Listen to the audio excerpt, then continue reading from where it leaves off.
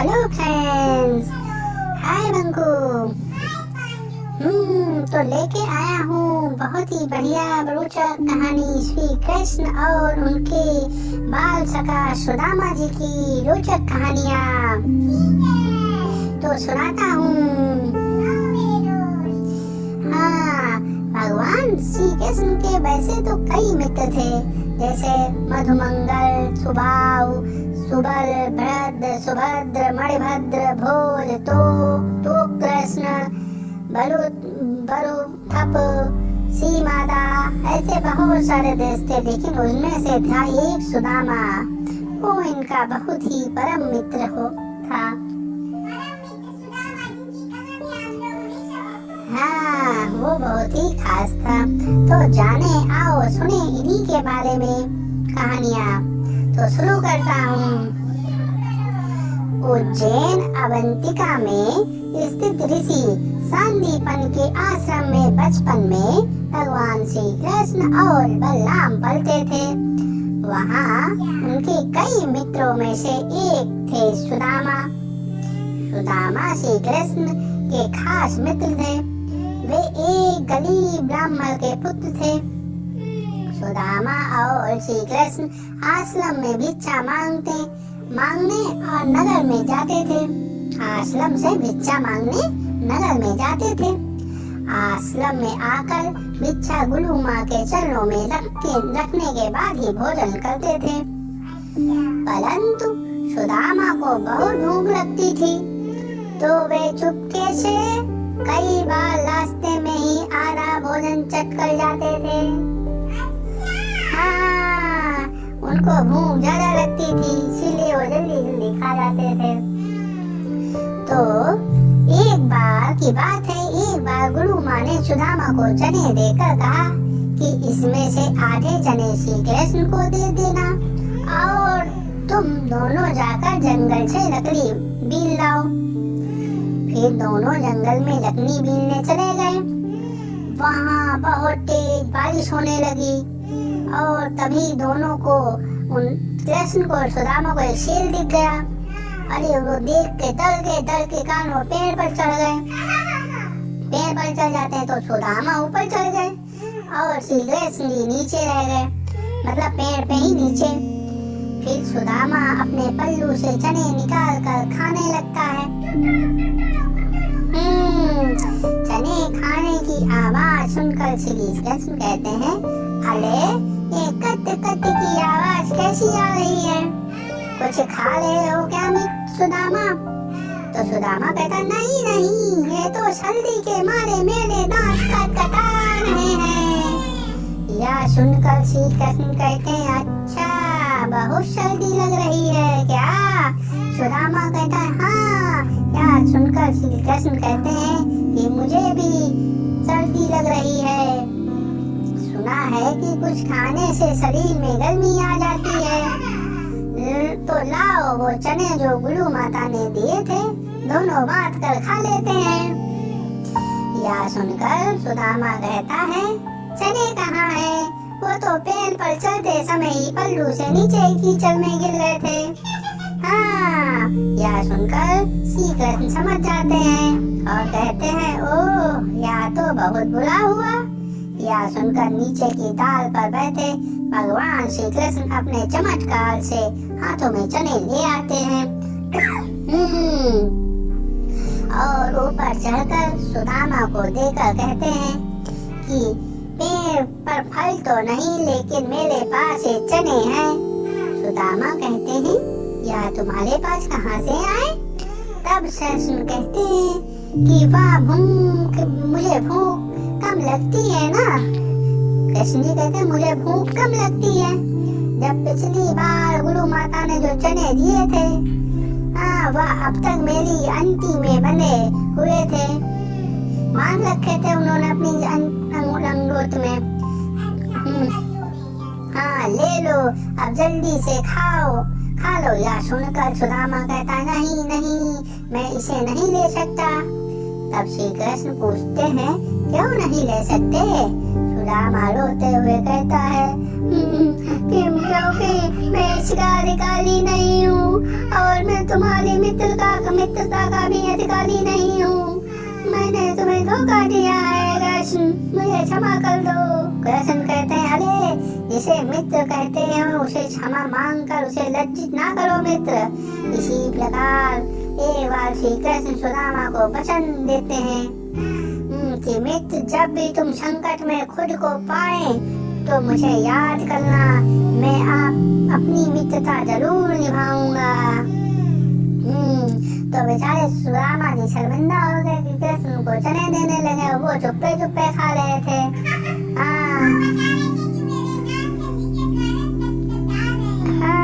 तो ऐसी थी इनकी मित्रता। तो फिर आगे की कहानी और सुनाता हूँ दूसरी। बलराम और श्री कृष्ण को आश्रम में भिन्न भिन्न कार्य करते थे। बलराम और श्री कृष्ण आश्रम से भिन्न भिन्न कार्य मिलते थे करने के लिए, दोनों लोग करते थे। तो एक बार श्री कृष्ण बलराम और सुदामा भिक्षा मांगने के लिए जाते हैं। एक द्वार पर खड़े होकर तीनों भिक्षामि देहि कहते हैं। तो एक महिला अपनी बेटी के साथ भिक्षा लेकर बाहर आती है और कहती है ब्रह्मचारियों आज आने में बहुत देर कर दी। यह सुनकर श्री कृष्ण कहते हैं माता आज सारे आश्रम में सफाई करनी थी, बहुत काम था इसीलिए विलम्ब हो गया, आपको प्रतीक्षा करनी पड़ी, उसके लिए क्षमा करें। तो यह सुनकर वह महिला कहती है अरे क्षमा कैसी, मैं तो इसलिए प्रतीक्षा कर रही थी कि रोज तुम रूखी सूखी रोटी लेकर जाते हो, आज घर में मालपुआ बने थे। तो मैंने सोचा तुम जल्दी आ जाओगे तो गरम गरम खाओगे। देखो मैंने कपड़े से ढककर मालपुआ गरम गरम रखे हैं तुम्हारे लिए। यह देख कर सुदामा का मन बिल्कुल ललचा जाता है। वह कहता है मालपुआ, आज मालपुए बने हैं। वह महिला कहती है हाँ आज घर में पूर्णमासी की पूजा थी। फिर वह तीनों को मालपुए देकर कहती है अब इसे जल्दी से खाओ, गरम गरम खाने में आनंद आता है। तो सुदामा तो खाने ही वाला था, खाता ही रहता था। सुदामा तो खाने ही वाला था कि तभी श्री कृष्ण कहते नहीं माता हम यहाँ नहीं खा सकते। वह महिला पूछती है क्यों? तब श्री कृष्ण कहते हैं कि आश्रम का यही नियम है कि सारी भिक्षा गुरुचरण में अर्पित कर दी जाए, फिर वहाँ उसमें से जितना दे वही हमें खाना चाहिए। यह सुनकर सुदामा को अच्छा नहीं लगता है क्योंकि वो तो भूखे होते हैं। मालपुआ देख के माल चला जाते हैं कि अरे जल्दी गरमा गरम जल्दी लपेट देंगे अभी 25 पूरे तक। तो फिर यह सुनकर वह महिला गुरु के लिए भी मालपुए का एक पैकेट दे देती है। अब उन तीनों के पास 4 पैकेट हो जाते हैं। फिर तीनों वहां से चले जाते हैं। रास्ते में एक नदी किनारे रुककर बलराम और श्री कृष्ण हाथ मुंह धोने जाते हैं। इसी दौरान सुदामा मालपुए निकाल कर चुपचाप खाने लगता है। भूख भी लगती थी उनको बेचारे को। तभी श्री कृष्ण उसे मालपुए खाते हुए देख लेते हैं और मुस्कुरा देते हैं। फिर वह चुपचाप उनके पास पहुंचकर कहते हैं तुम समझते हो कि मैंने कुछ नहीं देखा। तभी सुदामा पत्थर को मोड़ कर मालपुए ढक देता है और कहता है नहीं नहीं मैं तो कुछ भी नहीं। तब श्री कृष्ण कहते हैं देखो झूठ बोलना पाप है। यह सुनकर सुदामा कहता है और ब्राह्मण को भूखा रखना भी पाप है। यह सुनकर श्री कृष्ण कहते हैं मैं तुम्हें भूखा रख रहा हूँ। तब सुदामा कहते हैं और क्या, उसमें कितनी ममता से कहा था। तो जहाँ भिक्षा मांगने गए थे तो कह रहे थे कि माता जी यानी मतलब उसने कितनी ममता से कहा था कि मेरे सामने खा लो और तुमने आश्रम के बारे में नियम बता दिए। तब श्री कृष्ण कहते हैं नियम तो है, गुरुदेव को पता चलेगा तो वो क्या कहेंगे। यह सुनकर सुदामा कहता है, गुरुदेव को कैसे पता चलेगा? रोज हम 3 रोटी लेकर जाते हैं, तो आज भी 3 रोटी लेकर जाएंगे। हाँ, यदि तुमने गुरुदेव को ना बता दिया तो, अगर तुमने ना बताया गुरुदेव को तो उनको तो नहीं पता चलेगा। यह बात सुनकर कृष्ण जी कहते हैं कि देखो, मैं तुम्हारा मित्र हूँ और मित्रता का धर्म कहता है कि मित्र की कमजोरी पर पर्दा डालना चाहिए। फिर यह सुनकर सुदामा कहता है, तुम नहीं कहोगे ना, तुम तो फिर क्या? सुदामा कहते हैं, तो फिर यह सुनकर सुदामा कहता है, तो तुम नहीं कहोगे? मतलब श्री कृष्ण कहता है कि कहोगे तो नहीं गुरुदेव से? श्री कृष्ण कहते हैं, कदापि नहीं। यह सुनकर सुदामा कहता है, तो फिर साले मालपुए खा लूं? श्री कृष्ण कहते हैं, हाँ खा लो। फिर सुदामा खा लेता है साले मालपुए। तो श्री कृष्ण मालपुए के एक पत्ता निकाल कर सुदामा को दे देते हैं और कहते हैं, ये तुम्हारे हिस्से की भिक्षा हो गई, गुरु माता को दे देना। यह देखकर सुदामा प्रसन्न होकर कहता है, कुछ भी कहो, तुम मित्र बड़े खरे हो। खरे हो मतलब खरे मतलब कि पक्के खरे सोने जैसे अच्छे। तो ये थी उनकी कहानी। तो और इसी में और आगे सुनो। कहते हैं कि सुदामा जी शिक्षा और दीक्षा के बाद अपने गांव अस्मावतीपुर, वर्तमान में उसका नाम पोरबंदर में भिक्षा मांगकर अपना जीवन यापन करते थे। पढ़ाई लिखाई हो गई थी, भिक्षा हो गई थी, भिक्षा मांगकर अपना जीवन यापन करते थे। सुदामा एक गरीब ब्राह्मण थे। विवाह के बाद वे अपनी पत्नी सुशीला और बच्चों को बताते रहते थे कि मेरे मित्र द्वारिका के राजा श्री कृष्ण हैं, जो बहुत ही उदार और परोपकारी हैं। यह सुनकर एक दिन उनकी पत्नी ने डरते हुए उनसे कहा कि यदि आपके मित्र साक्षात लक्ष्मीपति हैं और उदार हैं, तो आप क्यों नहीं उनके पास जाते हैं? वे निश्चित ही आपको प्रचुर धन देंगे, जिससे हमारी कष्ट में गृहस्थी में थोड़ा बहुत तो सुख आ जाएगा। तो सुदामा संकोच बस पहले तो बहुत मना करते हैं, लेकिन पत्नी के आग्रह पर एक दिन वे कई दिनों की यात्रा करके द्वारिका पहुंच गए। द्वारिका में द्वारपाल ने उन्हें रोक लिया। मात्र एक ही फटे हुए वस्त्र को लपेट गरीब ब्राह्मण जानकर द्वारपाल ने उन्हें प्रणाम कर यहाँ आने का आशय पूछा। समझे?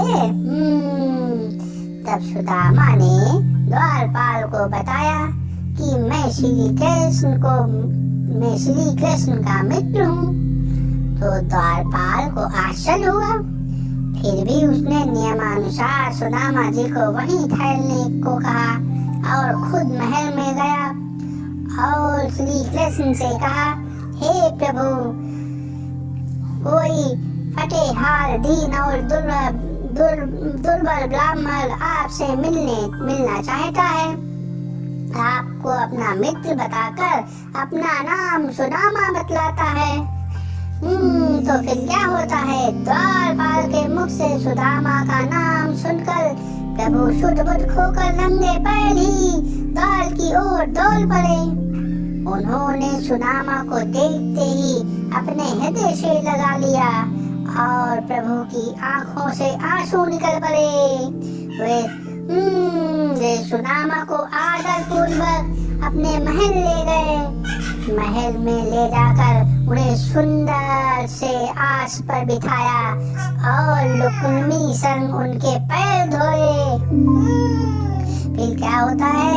कहते हैं कि प्रभु को उनके चरण धोने के जल की आवश्यकता ही नहीं पड़ी, क्योंकि दीनता और दुर्लभता देखकर उनकी आंखों से आंसुओं की धार बहने लगी। तो फिर क्या होता है, स्नान भोजन आदि के बाद सुदामा को पलंग पर बिठाकर श्री कृष्ण उनकी चरण सेवा करने लगे और गुरुकुल में बिताए दिनों की बातें करने लगे, अपनी बचपन की बातें करने लगे। बातों ही बातों में प्रसंग भी आया कि किस तरह दोनों मित्र वन में समिधा लेने गए थे और रास्ते में मूसलाधार वर्षा होने लगी तो दोनों मित्र एक वृक्ष पर चढ़कर बैठ गए। सुदामा के पास एक पोतली में दानों के दोनों ने खाने के लिए गुलमाता ने दिए कुछ चने थे, किंतु वृक्ष पर सुदामा अकेले ही चने खाने लगे। चने खाने की आवाज सुनकर श्री कृष्ण ने पूछा कि क्या खा रहे हो सखा।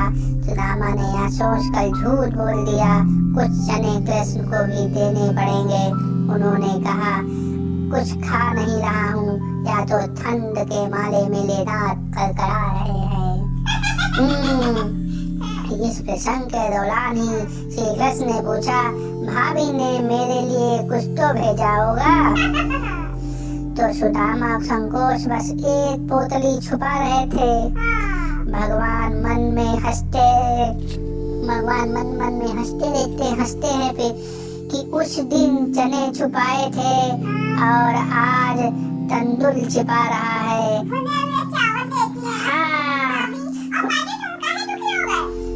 हाँ, छुपा रहा है।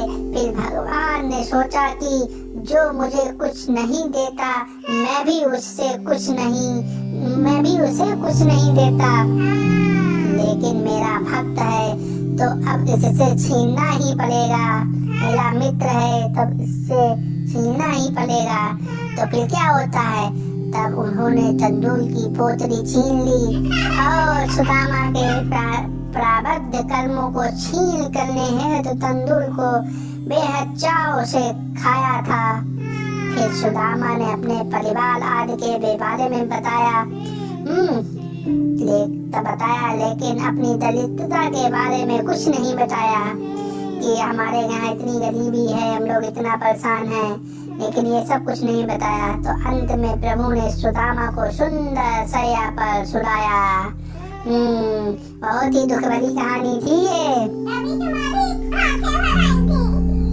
आंखें नहीं मेरी बनाई। फिर क्या होता है, फिर दूसरे दिन फल पे भोजन कराने के बाद सुदामा को विदाई दी भाई कृष्ण ने, किंतु विदाई के दौरान उन्हें कुछ भी नहीं दिया। रास्ते भर सुदामा सोचते रहे कि हो सकता है कि उन्हें किसी कारण से धन नहीं दिया गया होगा कि कहीं उनमें अहंकार न आ जाए। या विचार करते करते सुदामा अपने मन को समझाते हुए जब घर पहुँचे तो देखा उनकी कुटिया के स्थान पर एक भव्य महल खड़ा है और उनकी पत्नी स्वर्णभूषणों से लदी हुई तथा सेविकाओं से घिरी हुई है। यह दृश्य देखकर सुदामा की आंखों में आंसू निकल आया और वे सदा के लिए श्री कृष्ण की कृपा से अभिभूत होकर उनकी भक्ति में लग गए। बोलो जय श्री कृष्णा, हरे श्री कृष्णा।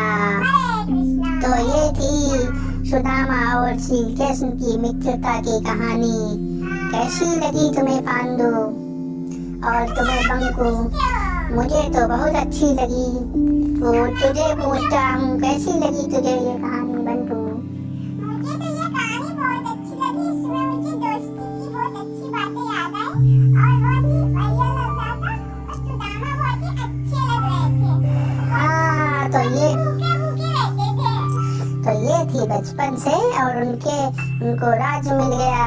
ये थी कहानी। तो ऐसी ही कहानियाँ सुनते रहिए, मजा करते रहिए, आसपास सफाई बनाते रहिए। चैनल को सब्सक्राइब, लाइक, शेयर, कमेंट करिए और सब्सक्राइब करिए। अपने आसपास सफाई रखिए। हरियाली है तो जीवन है, जीवन है तो ऑक्सीजन है, जीवन है। हाँ, okay friends, bye bye and save nature. Bye bye. Hello friends, कैसे हो? हेलो बंकू। आज फिर एक नई कहानी लेके आया हूँ। श्री कृष्ण भगवान की ही कहानियाँ हैं। हाँ, मजेदार भी होती हैं और शिक्षा से भरी होती हैं।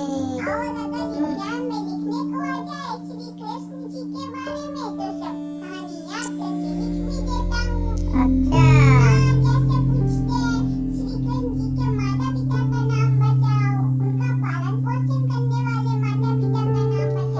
तो सुनो फिर, तो बहुत अच्छी बात है। सुनते रहो ऐसे ही कहानियाँ। कहानी का है, रास्ते का मित्र कौन था। तो एक बार की बात है, सुदामा श्री कृष्ण के बाल सखा थे। ये तो तुम जानते ही होंगे। सुदामा और कृष्ण जी बाल सखा थे, यानी बचपन के दोस्त थे। दोनों ने गुरुकुल में ही साथ में शिक्षा ली थी। सुदामा बेहद ही गरीब ब्राह्मण थे। उन्हें खाने के लिए भिक्षा का सहारा लेना पड़ता था, क्योंकि वह सच्चे ब्राह्मण थे। इसलिए वह केवल 5 घरों से ही, दिन में 5 लोगों से ही भिक्षा मांगा करते थे। 5 घर से ही भिक्षा मांगते थे। जितना मिलता उसी में अपना और अपने परिवार का भरण पोषण किया करते थे। लेकिन क्या था, 5 घर से भिक्षा लेते थे। यह भिक्षा उनके लिए पर्याप्त नहीं था। अर्थात उनका और उनके परिवार का पेट ठीक प्रकार से नहीं भर पाता था। इसी भिक्षा से अतिथि सत्कार भी हुआ करता था। मतलब कोई मेहमान आ गया, उसका भी सत्कार करना उनको। तो फिर सुदामा की पत्नी को यह ज्ञात था कि श्री कृष्ण द्वारिका के महाराजा हैं और वह सुदामा के बाल सखा हैं। उनके ऐश्वर्य और वैभव की छाती दूर दूर तक फैली हुई थी। अगर सुदामा अपने सखा से सहायता मांगेंगे तो वह ना नहीं करेंगे। तो उनकी पत्नी सोचा कि सुदामा को उनके पास भेजना चाहिए, वो कुछ ना कुछ मदद जरूर करेंगे। तो ऐसा विचार करते हुए उन्होंने काफी प्रयत्न के बाद सुदामा को द्वारिका जाने के लिए मना लिया। रास्ता बहुत लंबा था और जाने का एकमात्र साधन स्वयं 2 पैदल जाना था। हाँ, तो सुदामा अपने मित्र से मिलने संकोच और लज्जा के साथ द्वारिका की ओर निकले। तो भाई संकोच भी आ रहा था कि सुदामा ब्राह्मण वैसे थे तो कहते थे क्या मांगेंगे, तो संकोच, लेकिन पत्नी की बात माननी पड़ी उनको। जा रहे थे, काफी दूर चलने के बाद उन्हें रास्ते में मुरारी से भेंट हुई। मुरारी कोई होंगे, मुरारी उन्हीं के गांव के होंगे। मुरारी से भेंट हुई। उसके पास एक बैलगाड़ी थी जिस पर व्यापार के लिए खूब सारा माल लगा हुआ था। मुरारी ने सुदामा को अपने साथ द्वारिका चलने के लिए मना लिया। वो पैदल जा रहे थे, मुरारी गाड़ी में थे, तो कहले थे अरे आओ बैठो आके। भाई दोनों ने सुदामा को मना लिया। दोनों बैलगाड़ी पर सवार होकर द्वारिका की ओर चलने लगे। फिर क्या था, द्वारिकाधीश उनके मित्र थे। द्वारिकाधीश उनके मित्र हैं। इस पर भी उसका उपहास करता रहा कि सुदामा उनकी बातों पर जरा भी गौर नहीं करता। वो जो मुरारी थे, सुदामा ने बताया कि वो हमारे द्वारिकाधीश हमारे मित्र हैं। तो मुरारी उनका खूब उपहास होता है, मतलब कि मजाक बनाया। देखो ये इनके द्वारिकाधीश इनके मित्र हो गए, वो कहाँ महाराजा और ये कहाँ गरीब। ये था मैटर, तो उनका उपहास उड़ाया। लेकिन सुदामा इस बात पे बिल्कुल भी नाराज नहीं हुए, क्रोध नहीं हुए। फिर क्या होता है, द्वारिका के निकट पहुंचकर मुरारी ने अपनी बैलगाड़ी प्राचीन मंदिर के पीछे रोक दिया और सुदामा को कहा कि विप्रवर, अब आपकी और मेरी राह अलग अलग है। अब आप अपनी राह जाइए, मैं अपने राह जाता हूँ। अब आप द्वारिका प्रस्थान कीजिए और मैं अपने व्यापार के लिए बढ़ूं। ऐसा कहते हुए दोनों अपनी राह पर अलग अलग चल दिए। तो सुदामा को दूर गया ही होगा कि वह धन्यवाद और उससे कहाँ रहता है जानने के लिए मंदिर के पीछे आया। सुदामा ने सोचा कि लाओ भाई धन्यवाद कह दूं कि यहाँ तक आया, और कहाँ रहता है ये भी जान लूंगा। लेकिन तो वहाँ कोई नहीं था, और ना ही बैलगाड़ी, और ना ही उसका कोई नामो निशान। सुदामा आश्चर्यचकित और स्तब्ध, बिल्कुल एकदम से वो रह गए कि अरे ये क्या हो गया, इतनी जल्दी कहाँ से चला जाएगा। उसे समझ में कुछ नहीं आ रहा था। तभी एक क्षण पहले मुराली के साथ बातचीत कर रहा था, दूसरे क्षण वहाँ कोई नहीं है। तो सुदामा समझ गया था, वह समझ गया यह अवश्य ही उसके मित्र छलिया श्री कृष्ण की ही लीला होगी। वही मुराली को भेजे, उन्हीं ने को बुलाई भी की, और उन्हीं ने मुझे यहाँ बुला लिया। तो वास्तव में ऐसा ही था। जब दोनों की मुलाकात हुई तो मुराली की घटना पर दोनों मुस्कुरा रहे थे, हंस रहे थे। तो अपने मित्र को उन्होंने ही, इस भगवान ने ही मुराली का रूप धर के बुला लिया उनको कि पैदल आ रहे हैं ये जमाला जी इनको। तो ये थी कहानी, समझे। तो अब और दूसरी कहानी सुनाता हूँ, भक्त की रक्षा, कि कैसे की है भक्त की रक्षा कृष्ण जी ने। तो क्या होता है, एक बालक है, बालक का नाम है, बालक का नाम पांडु है। बालक का नाम है पांडु। वह लगभग 8 वर्ष का ही बेहद ही दुर्लभ बालक है, दुर्बल बालक था। पांडु लगभग 8 वर्ष का बेहद ही पतला दुर्लभ बालक था, मतलब पतला था। हंस रहा है उसका परिवार व्यवसाय लकड़ी काटना और उन्हें बाजार में बेचना था। एक दिन सूरज यमुना के किनारे लकड़ियां काट रहा था। एक दिन पांडु यमुना के किनारे लकड़ी काट रहा था। एक पेड़ की सूखी टहनियां यमुना की ओर झुकी हुई थी। पांडु की एक विशेषता थी, वह हरी भरी टहनियों को नहीं काटता था। सूखी टहनी देखकर ही उसने सोचा क्यों ना आज इसे काटा जाए। परंतु क्या होता है, अपनी कुल्हाड़ी लेकर उस टहनी को काटने लगा, क्योंकि वह टहनी यमुना नदी में झुकी हुई थी। अंतिम प्रहार से वह टहनी टूटकर नदी में गिर गई। उस टहनी को बचाने के प्रयास में पांडु यमुना में गिर गए, यमुना नदी में गिर गए। यमुना नदी की धारा तीव्र थी, क्योंकि उस समय बरसात का मौसम था। वह अनेकों प्रयास के बावजूद भी उस धारा में बहने से न बच सका। काफी देर कोशिश की, मशक्कत की, उसके बाद भी सफल नहीं हो सका और धारा में बहता चला गया। इससे पहले उसने कृष्ण को कभी अपने निजी हितों के लिए नहीं पुकारा था। श्री कृष्ण अपने भक्त की पुकार सुनते ही वहाँ उपस्थित हुए।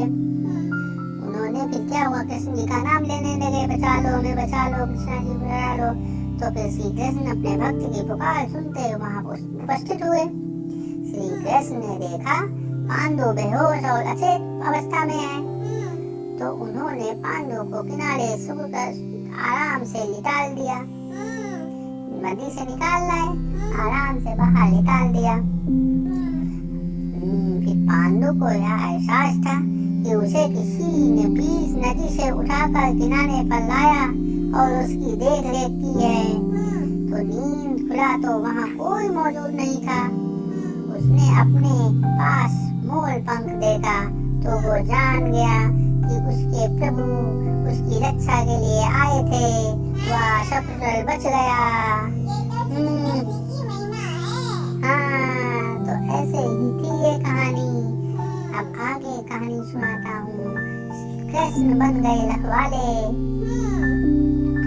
वृंदावन के एक छोटे गांव में पारो और रामदास नाम के पति पत्नी रहा करते थे। वह आंखों से देख नहीं सकते थे। मंदिर के बाहर भिक्षा मांगकर अपना जीवन निर्वाह कर रहे थे। दोनों दिन रात कृष्ण की भक्ति किया करते थे। हर समय श्री कृष्ण कृष्ण का नाम जाप किया करते थे। तो भोजन से पूर्व वह अपने कृष्ण के लिए उस भोजन का प्रसाद लगा दिया करते थे। उस प्रसाद को अपने भोजन के पात्र में थोड़ा सा मिलाकर बाकी किसी दूसरे गरीब को खाने को दिया करते थे। तो श्री कृष्ण उनकी भक्ति से बेहद प्रसन्न रहते। इसके कारण कभी भी पारो और रामदास को भूखे पेट नहीं सोए। चारों ओर कृष्ण जन्माष्टमी की धूम मची थी। गोकुल, वृंदावन, बरसाना, इन क्षेत्रों में भी श्री कृष्ण के जन्मोत्सव की विशेष मनोहरी छटा देखने को मिलती है। पालो एक पुत्र को जन्म देने वाली थी। किसी को क्या पता था कि वह पुत्र स्वयं जन्माष्टमी के दिन जन्म लेगा। ऐसा ही हुआ। चारों ओर कृष्ण की धूम मची थी, किंतु पालू और रामदास के घर साक्षात पुत्र के रूप में कृष्ण ने जन्म ले लिया था। पति पत्नी ने अपने बालक का खूब लाल प्यार से पालन पोषण किया। उसका नाम चंदन रखा। फिर क्या होता है, वह भी अपने माता की भांति कृष्ण का भक्त बन गया। चंदन रखा। नाम के अनुसार चंदन बेहद शांत और शीतल स्वभाव का था। नाम चंदन रखा। वह भी अपने माता की भांति कृष्ण का भक्त बन गया। माता पिता कृष्ण के भक्त थे तो वो भी भक्ति करने लगा। दिन रात श्री कृष्ण की पूजा आराधना करता। चंदन जब भी बीमार होता या भटकते हुए कहीं दूर चला जाता तो एक गाय चलाने वाला व्यक्ति उसकी मदद करता। उस गाय वाले का नाम मदन था। उसने बताया था वह पड़ोस के गांव में रहता है। इस परिवार की विपत्ति में वह सदैव रखवाला बनकर खड़ा रहता था। वही इस परिवार की आंख बना रहता। चंदन जब बड़ा हुआ तो वह मदन के गांव जाकर मदन को खोजने लगा। जब बड़े हुए तो सोचा कि लाओ देखें चल के भाई मदन कौन है, कहाँ रहते हैं। काफी खोजबीन के बाद उसे मालूम हुआ मदन नाम का कोई व्यक्ति गांव में रहता ही नहीं है। इस रहस्य का पता लगाने के लिए चंदन फिर घूमता रहा कि कहाँ चंदन मन में बना रहा कि क्या है इस रहस्य का पता कैसे लगाया जाए। तो फिर क्या होता है, एक दिन जब पालो को अधिक बुखार चला था, वह लगभग मरने की ही अवस्था में थी। मदन उसकी सहायता के लिए घर आ चुका था। सांझ होते वह अपने गांव की ओर लौट जाया करता था। तो चंदन ने जब उसका पीछा किया तो मदन एक मंदिर की ओर जाता दिखा। उस मंदिर के भीतर जाकर कहीं वह कहीं अदृश्य हो गया, गायब हो गया। तो चंदन ने जब जाकर देखा तो वहाँ कोई नहीं था, केवल कृष्ण जी की मूर्ति थी। तो वह समझ गया वह मदन कोई और नहीं स्वयं कृष्ण भगवान थे, जो उनकी हर विपत्ति में रखवाली करते थे। तो ये थी कहानी। हाँ, अब सुनाता हूँ दूसरी कहानी। वृंदावन की एक गाय का पीछा करते हुए शेर घेर लेता है। गाय किसी प्रकार बचते बचाते एक मंदिर के पीछे छुप जाती है। शेर ढूंढता हुआ वहाँ पहुँच जाता है और जैसे ही खाने के लिए आगे बढ़ता है, गाय रोते हुए कहती है, मुझे कुछ समय दो, मैं अपने बच्चों से मिलकर आती हूँ, फिर मुझे तुम खा लेना, मैं अवश्य लौट कर आऊंगी या वचन देती हूँ। तो फिर क्या होता है, गाय ने ऐसा ही किया। वह अपने बच्चों और परिवार से मिलकर मंदिर के पीछे पहुंच गई। शेर ने देखा कि गाय अपने वचन के अनुसार आ गई, अपने बच्चों को मिलाई, दूध पिलाई, अब खिला गई। तो वह खाने के लिए आगे बढ़ा, वैसे ही एक वृद्ध वहां आ गया और गाय के बदले स्वयं को खाने के लिए कहता है। तो शेर कुछ विचार करता है, उससे पहले गाय की नन्ही बेटी वहां आती है और अपनी माँ को छोड़कर उसे खाने के लिए कहती है। वो कहती है, मुझे खा लीजिए शेर, मुझे खा लीजिए। शेर के सामने अब 3 चाला था, 3 लोग खड़े थे, बाकी शेर खाए इसका विचार कर रहा था। तभी दौड़ते हुए कृष्ण वहाँ आए और उन्होंने गाय के वचन निभाने पर उसे पुरस्कार स्वरूप जीवन दान देने के लिए कहा। फिर क्या था, नन्ही गाय जो अपनी माँ को बचाने के लिए स्वयं काल के मुंह में जाने को तैयार थी, उसे नहीं खाने के लिए कहा। साथ में वृद्ध आदमी जिसमें शेर से लड़ने और मुकाबला करने की भी साहस नहीं है, ऐसे मनुष्य को खाकर क्या फायदा।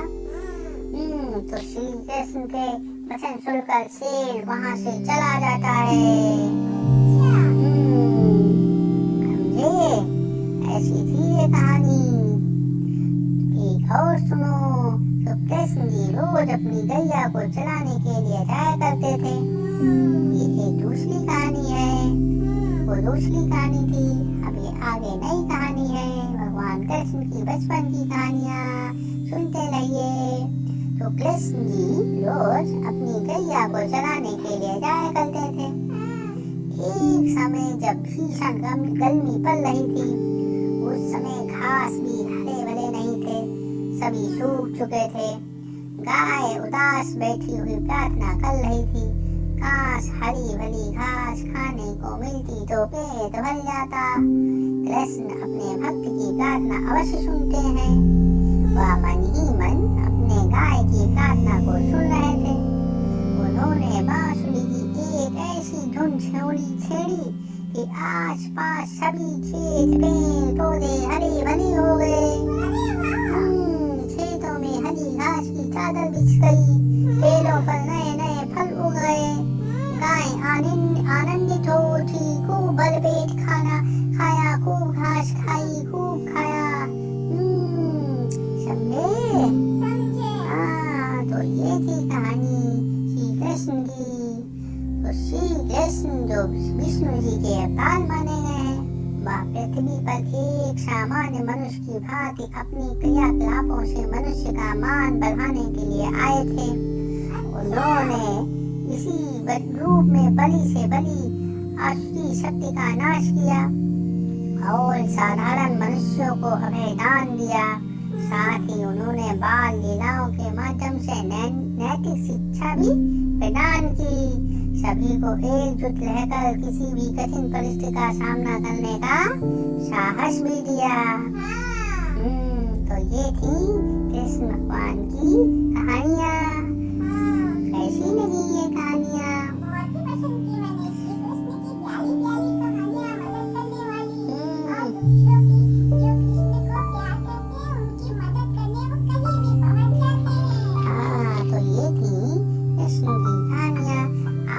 ऐसी कहानियाँ सुनते रहिए। लाऊंगा अगली वीडियो में सभी के लिए बढ़िया से बढ़िया कहानियाँ। तो चैनल को लाइक शेयर सब्सक्राइब करिए। अपने आसपास हरियाली बनाए रखिए। हरी है तो ऑक्सीजन है, ऑक्सीजन है तो जीवन है। ठीक है friends, okay, bye bye bye bye. हाँ फ्रेंड्स, तो और कहानियाँ लेके आ गया हूँ कृष्ण जी की ही। सुनो बंको, तुमको मजा आ रही है? हाँ, तो कहानी है भगवान कृष्ण की। भगवान कृष्ण की कौन सी? भगवान कृष्ण की बांसुरी की कहानी। तो बांसुरी कैसे उनको मिली, इस बात की है कहानी। हाँ, तो कृष्णा की बांसुरी की कहानी। द्वापर युग का समय चल रहा था। भगवान श्री कृष्ण के रूप में महाविष्णु अपने आत्मा अवतार में जन्म ले चुके थे। सभी देवता, भगवान सूर्य, ऋषि मुनि भेष बदल कर एक एक करके बाल कृष्ण से मिलने आ रहे थे। सभी लोग ने सोचा, सभी लोग मिलने आ रहे थे, सभी देवता लोग सब बाल कृष्ण के रूप को देख के वो जन्म हुआ था उनका, हाँ उनका जश्न करने आ रहे थे।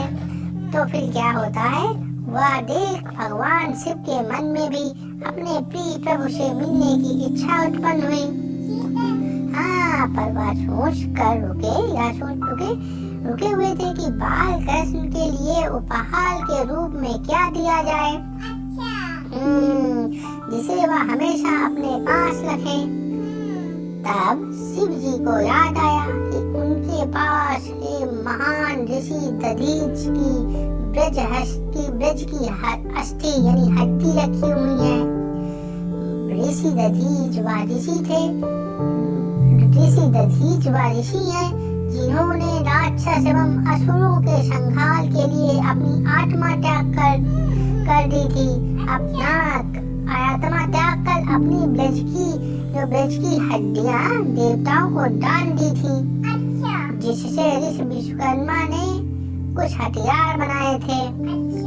उस बची हुई एक हड्डी को तलाश कर भगवान शिव ने एक अत्यंत सुंदर बांसुरी बनाई। फिर जब वाक्य बालक भगवान कृष्ण से मिले तब उन्होंने वही बांसुरी उन्हें भेंट कर दी। वो सुंदर भेंट कृष्ण भगवान को बहुत पसंद आई। हड्डी की बनी हुई बांसुरी बनाई थी शिव ने, वो थी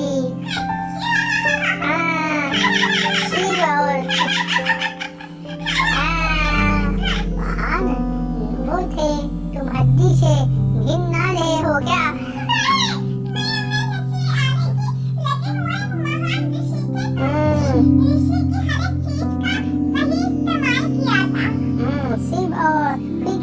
शिव और कृष्ण भगवान के बीच स्नेह देखकर उस दिन देवताओं ने भगवान कृष्ण को बांसुरी वाला इस नाम से गौरवान्वित किया।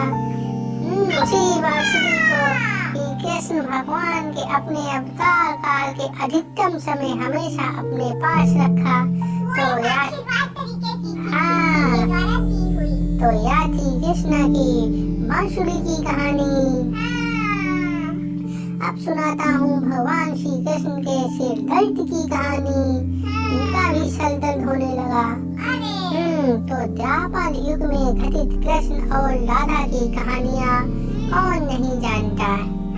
उस वक्त देवताओं में चर्चा थी कि राधा ही भगवान कृष्ण की सबसे बड़ी भक्त है।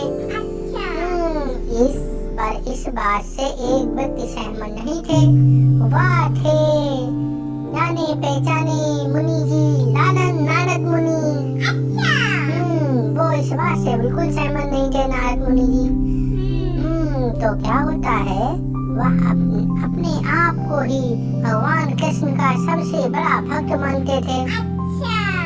पर देवताओं में राधा रानी के विषय में चर्चा सुनकर उन्हें जलन महसूस होने लगी थी। नारद मुनि के स्वभाव से भगवान कृष्ण भी अच्छी तरह से अवगत थे। उन्हें सब मालूम था कृष्ण जी को नारद मुनि के बारे में। एक दिन नारद मुनि कृष्ण भगवान से मिलने द्वारकापुरी गए थे। उन्हें आता देख भगवान श्री कृष्ण अपना सिर पकड़कर बैठ गए। मुनिवर ने उन्हें देखते ही पूछा, क्या हुआ प्रभु, आप सिर पकड़कर क्यों बैठे हैं? तो उस पर द्वारिकाधीश ने उत्तर दिया, मुनिवर आज हमें सिर में बहुत पीड़ा हो रही है। नारद बोले, तो प्रभु इस पीड़ा को मिटाने का कोई उपाय है क्या? कोई उपाय है इसको मिटाने का? तो कृष्ण ने कहा, हाँ उपाय तो है, मगर मेरा सबसे बड़ा भक्त अपने चरण धोकर उसका चरण अमृत मुझे पिलाएगा तो मेरा सिर दर्द पल भर में ठीक हो जाएगा। अच्छा। तो कृष्ण के मुख से यह उपाय सुनकर कुछ पल के लिए मुनिवर सोच में पड़ गए अच्छा। कि तो मैं ही सबसे बड़ा कृष्ण भक्त। लेकिन उन्होंने सोचा कि सबसे बड़ा कृष्ण भक्त तो मैं ही हूँ, लेकिन अगर मैं अपने पैर धोकर उसका चरण अमृत प्रभु को पिलाऊंगा तो मुझे नरक जाने जितना पाप लगेगा। परंतु राधा को भी तो सब कृष्ण का बड़ा भक्त मानते हैं। इतना सोचने के बाद भगवान कृष्ण से आज्ञा लेकर नारद तुरंत राधा रानी के महल जा पहुँचे। और उन्हें प्रभु के सिर में हो रही पीड़ा एवं उनके उपाय के बारे में बताया। उन्होंने सब सुनाया। वह सुनकर राधा रानी ने एक क्षण का भी विलंब न करते हुए अपने चरण धोकर अमृत एक कटोरी में नारद मुनि के हाथ में लाकर दिया और कहा, मुनिवर, मैं नहीं जानती कि मैं भगवान कृष्ण की कितनी बड़ी भक्त हूँ, पर मैं अपने ईश्वर आराध्य को पीड़ा में नहीं देख सकती। राधा के मुख से वह सच्चे भक्ति भाव के शब्द सुनकर नारद मुनि की आंखें खुल गईं और वह समझ गए कि राधा रानी ही कृष्ण की सबसे बड़ी भक्त हैं और प्रभु श्री कृष्ण ने यह लीला मुझे समझाने के लिए रची थी। वो सब समझ गए थे बाद में कि यह सब लीला रची गई थी, प्रभु ने सब रची थी। वो उन्होंने सोचा कि हम अगर पिला देंगे तो हम तो नरक में चले जाएंगे। तो ये हुई कहानी, समझी? ये थी कहानी, समझे बंकू? तो फिर और आगे सुनो कृष्ण जी की ही कहानी, कर्मा बाई की खिचड़ी की कहानी। यह कहानी है भगवान कृष्ण की प्रिय भक्त कर्मा बाई की। कर्मा बाई बचपन से ही अपने पिता जीवन राम को कृष्ण भगवान की पूजा करते देखती थी। अपने पिताजी को कर्मा बाई बचपन से ही अपने पिता जीवन राम को कृष्ण भगवान की पूजा करते देखती थी।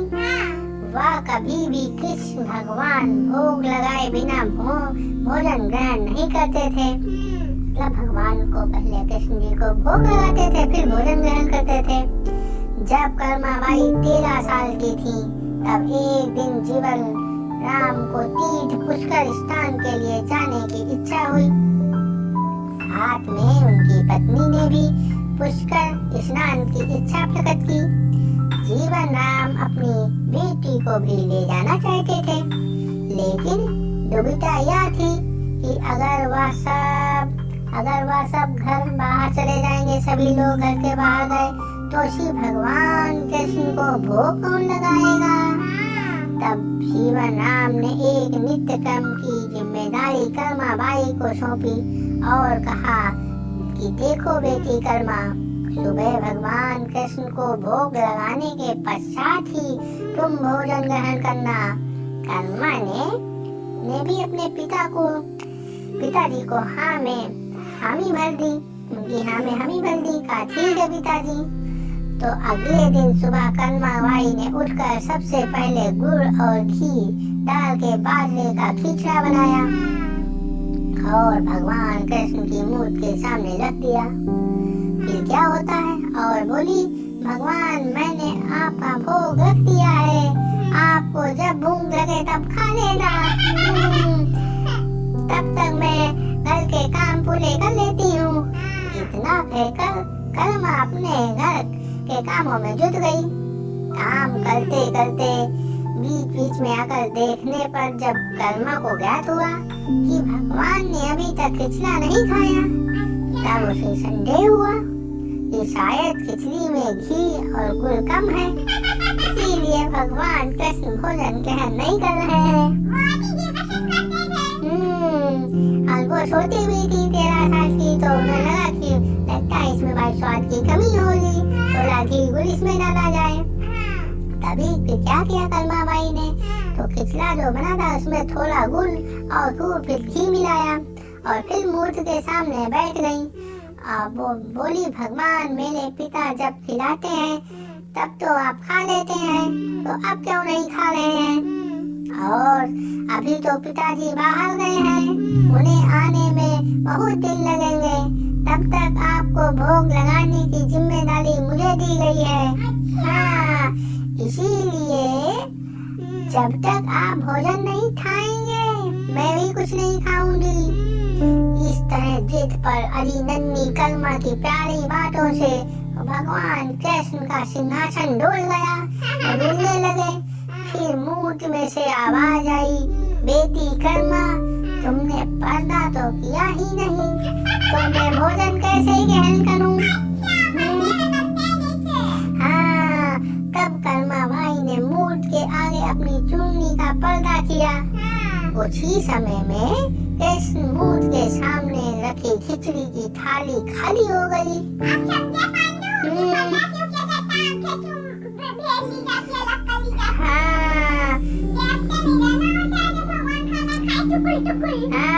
अब फिर क्या होता, अब कर्मा रोज सुबह सबसे पहले कृष्णा को बाजरे का खिचड़ा खिलाती, बाद में खुद भोजन ग्रहण करती। कुछ दिनों बाद घर लौटने पर कर्मा के माँ बाप भी कृष्ण की लीला देखकर दंग रह गए। इस तरह कर्मा बाई ईश्वर कृष्ण की निसीम भक्त बन गई, बहुत ही बड़ी भक्त बन गई। अपने जीवन के अंतिम दिनों में कर्मा बाई भगवान जगन्नाथ की नगरी जगन्नाथपुरी में एक कुटिया में बस गई थी। वहाँ पर एक दिन कर्मा बाई की कुटिया के सामने एक तेजस्वी कांति वाला बालक आया और उसने कर्मा बाई से कहा, मुझे भूख लगी है, माँ खाना दो। उस वक्त भी कर्मा अपने भगवान कान्हा को खिचड़ा का भोग लगा रही थी। कर्मा ने उस बालक को भी खिचड़ा खिलाया। उसके बाद से वही बालक हर रोज कर्मा के हाथ का खिचड़ा खाने आता था। यह सिलसिला कई वर्षों तक चलता रहा। फिर वह बालक क्या होता है, फिर वह बालक कोई और नहीं, स्वयं जगन्नाथ भगवान थे। क्योंकि जिस दिन कर्मा बाई देहांत हो, फिर क्या होता, क्योंकि जिस दिन कर्मा बाई का देहांत हो गया, उस दिन जगन्नाथ भगवान की मूर्ति की आंखों से आंसू बह रहे थे। और उसी रात मंदिर के पुजारी के स्वप्न में जगन्नाथ भगवान आए और अपने दुखी होने का कारण बताया कि उनकी परम की भक्त कर्मा बाई गोलोक सिधार गई हैं। मैं रोज सुबह उनके हाथ की खिचड़ी खाता था। वो लोग आते थे, वो खिचड़ी खुद ही प्रकट होके अपने आप ही बैठ के खा लेते थे आके। इतने बड़ी भक्त थी तो उनको समझो सामने वो खिचड़ी खाते थे उनके हाथ की बनी। अब मुझे खिचड़ी कौन खिलाएगा? अगले दिन से मंदिर के पुजारियों ने निर्णय लिया कि भगवान को रोज बाजरे की खिचड़ा को भोग लगेगा और उस भोग का नाम दिया गया कर्मा बाई खिचड़ी। तो ये थी कहानी कर्मा बाई की खिचड़ी की कहानी, जो प्रभु भगवान को इतनी पसंद थी, उनको इतने प्यार से वो उनका भक्त कर्मा बाई खिलाती थी। समझे? हाँ, तो ये थी कृष्ण जी की और कर्मा बाई की खिचड़ी की कहानी। और सुनाता हूँ एक ऐसी बढ़िया मजेदार ज्ञानवर्धक कहानी तुमको। सुनने के लिए तैयार हो? ठीक है, तो बंकू तैयार है। बच्चों में दोस्तों तुम भी तैयार हो जाइए। हाँ, मतलब तैयार मतलब सुनने के लिए तैयार हो जाइए। सुनाता हूँ नई कहानी। हाँ, तो सुनो, कहानी है एक चावल की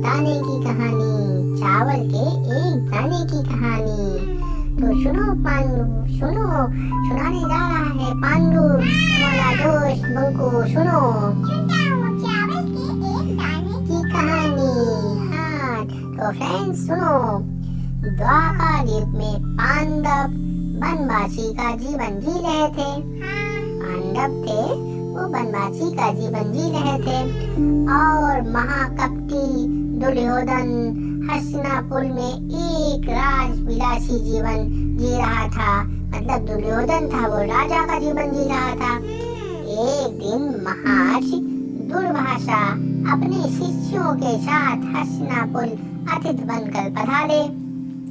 दुर्योधन ने काफी अच्छे तरह से उनका आतिथ्य किया, मतलब उनका वो किया, अतिथि देवो भव नहीं होता, जिसे आए हैं मेहमान तो उनको खूब अच्छे तरीके से उनका वो किया, आदर सत्कार। इसी पवित्र कार्य के बीच दुर्योधन ने अपने मामा शकुनी के साथ मिलकर पांडवों को परास्त करने की एक नई योजना बनाई। जब महाराज दुर्वासा ने कहा कि हम अब भोजन करेंगे, तब दुर्योधन बोला कि ऋषियों को भोजन कराना तो एक महापुण्य का कार्य है, लेकिन महर्षि दुर्वासा मैं आपसे अनुरोध करता हूँ कि इस महापुण्य को प्राप्त करने का अवसर मैं अपने बड़े भ्राता युधिष्ठिर को देना चाहूँगा। इतना कहकर दुर्योधन ने महर्षि दुर्वासा और उनके शिष्यों को नजदीक के वन में बसे युधिष्ठिर की कुटिया में भोजन करने के लिए भेजा। क्योंकि वह जानता था कि दोपहर के उस समय पांडव द्रौपदी सहित खाना खा चुके होंगे और कुटिया में अन्न शेष नहीं होगा। जानबूझकर उसने ये बात उनको दी कि युधिष्ठिर खाना सब लोग खा चुके होंगे तो खाना बचेगा नहीं, तो ये लोग खाना खा नहीं पाएंगे। कुछ ही समय में महर्षि दुर्वासा अपने शिष्यों के साथ पांडवों की कुटिया के सामने थे पहुंच गया। वहां युधिष्ठिर ने उनका बड़े आदर के साथ स्वागत किया। महर्षि दुर्वासा ने युधिष्ठिर को दुर्योधन के साथ आया हुआ देखा, अपना वार्तालाप बता दिया और कहा कि मैं और मेरे शिष्य स्नान के पश्चात भोजन ग्रहण करेंगे। इतना कहकर सभी ऋषिगण स्नान करने के लिए नदी पर गए स्नान करने के लिए। तो धर्मराज युधिष्ठिर ने यह बात तुरंत जाकर द्रौपदी को बताई। द्रौपदी ने कहा इस वक्त तो हमारे पास कुछ भी भोजन शेष नहीं है। द्रौपदी का दिल यह सोचकर घबराने लगा, अरे अब क्या होगा, अगर ऋषियों को भोजन नहीं कराया तो उन्हें महर्षि दुर्वासा के क्रोध और श्राप का पात्र बनना पड़ेगा। उस कठिन घड़ी में द्रौपदी अपने मित्र सखा कृष्ण को याद करने लगी। उसी वक्त लीलाधर कृष्ण ने द्रौपदी की कुटिया के अंदर प्रवेश किया। उन्हें देखते ही द्रौपदी उनके पास दौड़ती हुई गई और उन्हें अभिवादन करके अपनी समस्या बताने लगी। तो फिर कृष्ण ने कहा, द्रौपदी तुम्हारी समस्या को कुछ समय के लिए भूल जाओ और सबसे पहले मुझे कुछ खाने को दो, मुझे बड़ी जोरों की भूख लगी है। तब द्रौपदी ने अच्छे पात्र लाकर कृष्ण के हाथ में दिया, साथ ही अपनी समस्या भी बताई। तो महर्षि दुर्वासा और उनके शिष्य कुछ देर में भोजन करने के लिए आने वाले हैं, लेकिन घर में जो जरा सा भी भोजन शेष नहीं है। घर में तो जरा सा भी भोजन शेष नहीं है, कुछ बचा ही नहीं है। द्रौपदी की बात सुनकर कृष्ण मुस्कुराए और पात्र में देखने लगे। उस पात्र में चावल का एक दाना बचा था। वह देखकर भगवान कृष्ण बोले, क्या इसमें तो बहुत सारा बचा है, खाना बचा है। और वह चावल का बचा हुआ दाना उन्होंने खा लिया। इधर कृष्ण के चावल का दाना खाते ही उधर स्नान करके नदी से बाहर निकले महर्षि दुर्वासा और उनके शिष्यों का पेट भर गया और उन्हें डकारें आने लगी। भगवान ने देखो कैसी अपनी लीला रच दी। उन्होंने एक दाना खाना चावल खाया और उधर उन लोगों का भी पेट भर गया और वह युधिष्ठिर की कुटिया के और जाने के बजाय अपनी यात्रा के लिए प्रस्थान कर गए। इस तरह चावल के एक दाने से ही कृष्ण भगवान ने ऋषियों को पेट भरकर और उनके क्रोध और श्राप से पांडवों की रक्षा की। तो ये थी चावल के एक दाने की कहानी, समझे बंटू? तो फिर और सुनो, एक और कहानी सुनाता हूँ, भगवान श्री कृष्ण और कुम्हार की कहानी। भगवान श्री कृष्ण और कुम्हार, हाँ कुम्हार जो मिट्टी के बर्तन बनाता है वो कुम्हार। तो ये कहानी भगवान कृष्ण के बाल्यकाल की है, मतलब छोटे पल की है। बचपन में कृष्ण बड़े ही शरारती थे। आए दिन कृष्ण भगवान के नए नए शैतानी रोज यशोमती मैया के पास आते थे। रोज शिकायतें उनकी रोज यशोमती मैया के पास, यशोदा मैया के पास लेकर आते रहते थे। इन्हीं शरारतों जो लेके आते थे उनकी शैतानियों की से तंग आकर एक दिन यशोदा मैया छड़ी लेकर कृष्ण भगवान के पीछे दौड़ती रही और मैया से भागते भागते गोविंदा एक कुम्हार के घर घुस गए। उस वक्त कुम्हार अपने काम में व्यस्त था, पर जब कुम्हार की दृष्टि भगवान पर पड़ी तब वह बड़ा ही प्रसन्न होता। कृष्ण बोले, कुम्हार जी मेरी मैया बहुत क्रोधित है और छड़ी लेकर मुझे ढूंढ रही है, कुछ समय के लिए मुझे कहीं छुपा लीजिए। कुम्हार कृष्ण भगवान श्री कृष्ण के अवतार रूप से ज्ञात था। उसने तुरंत श्री कृष्ण को एक बड़े से मिट्टी के घड़े में छुपा दिया। कुछ समय पश्चात जब यशोदा मैया ने वहां आकर पूछा, क्यों रे कुम्हार, क्या तूने मेरे कान्हा को देखा है? तो कुम्हार ने जवाब दिया, नहीं मैया, मैंने नहीं देखा है।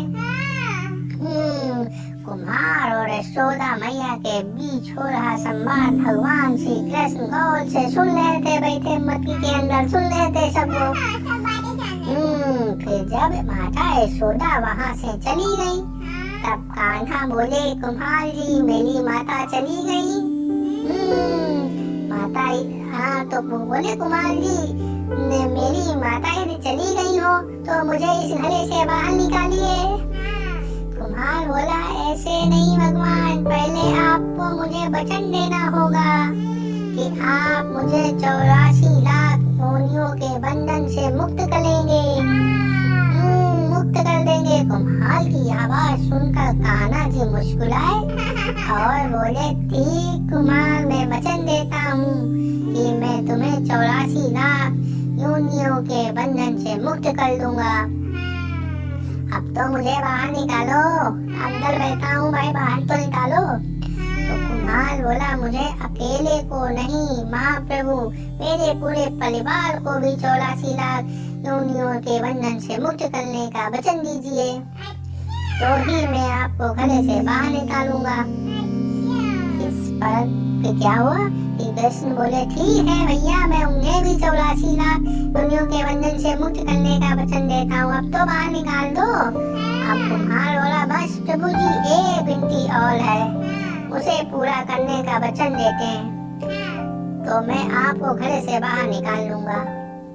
और बार मांगते रहे, आप तो ये फंसी गए भगवान जी का उसके अंदर, अब बिल्कुल हम जब तक नहीं निकालेंगे तब तक निकल नहीं पाएंगे। कृष्ण बोले, अब वह भी बता दो। तो कुम्हार ने कहा, हे प्रभु, जिस घड़े के नीचे आप छुपे हैं उस घड़े को बनाने के लिए लाई गई मिट्टी मेरे बैलों पर लाद कर लाई है। आप मेरे उन बैलों को भी 84 लाख के बंधन से मुक्त कर वचन दीजिए। उनका भी वचन मांग लिया। कृष्ण ने कुम्हार का प्राणी प्रेम देखकर उन बैलों को भी मोक्ष देने का वचन दिया। हाँ, ये देखो अपने लिए नहीं मांग रहा है, अपने जानवरों बैलों के लिए भी मांग रहा है। तो कान्हा बोले लो तुम्हारी सभी इच्छाएं पूरी हो गई, अब तो इस घड़े से मुझे बाहर निकालो भाई। इस बार कुमार बोला अभी नहीं भगवान, बस एक अंतिम इच्छा शेष रह गई है, और वह यह है जो भी जीव हम दोनों के बीच हुए इस संवाद को सुनेगा उसे भी आप इस जन्म और मृत्यु के चक्र से मुक्त कर देंगे। यह वचन भी दे दीजिए। तो महाराज ने कहा कि बस यह वचन भी दे दीजिए, तभी मैं आपको इस घड़े से बाहर निकालूंगा।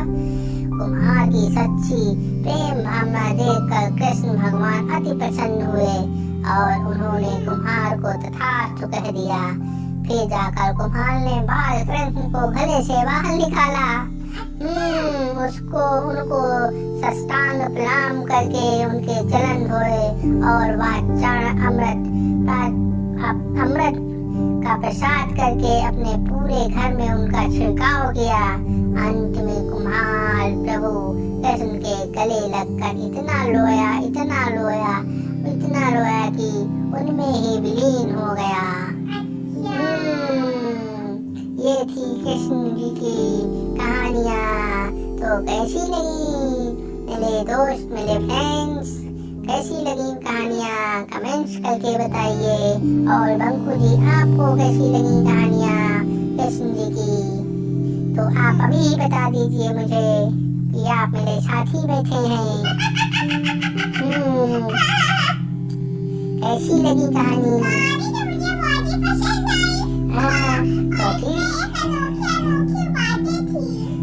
ऐसी ही ज्ञानवर्धक हंसी मजाक वाली कहानियाँ सुनते रहिए पांडु बंकू के साथ। और चैनल को लाइक शेयर सब्सक्राइब करिए। अपने आसपास साफ सफाई रखिए। हरियाली है तो ऑक्सीजन है तो हम तो सब्जी बनाए, तो इसीलिए हरियाली बनाइए, जीवन में चाहिए। और अपने आसपास सफाई रखिए। Safe water safe nature. जय Shri Krishna. Bye bye bye bye. Hello friends, hello uncle. तो आज एक बहुत ही बढ़िया, बहुत ही मजेदार, सीख से भरी हुई कहानी लेके आया हूँ। भगवान कृष्ण की कहानी। गोपाल कृष्ण जी की पूरी कहानियाँ सुनाऊंगा। ठीक है। तो सुनाता हूँ पहली कहानी, कृष्ण के माता पिता की कहानी। तो क्या होता है, प्राचीन काल में उग्रसेन नाम का एक राजा था। उसके 2 बच्चे थे, कंस नाम का एक बेटा और देवकी नाम की एक बेटी। देवकी नम्र और शांत स्वभाव की थी, लेकिन कंस दुष्ट था। जब वह बड़ा हुआ तो उसने अपने माता पिता को कैद खाने में डाल दिया। अपने ही माता पिता को कैद खाने में डाल दिया और राजा की गद्दी खुद संभाली। राजा बनने के लिए उसने अपने माता पिता को ही कैद में डाल दिया। जबकि उसकी बहन की शादी राजा वासुदेव से हुई। एक दिन कंस ने एक आकाशवाणी सुनी। आकाश से एक आकाशवाणी हुई कि तुम्हारी बहन का 8वां पुत्र बड़ा होने पर एक दिन तुम्हारी हत्या करेगा।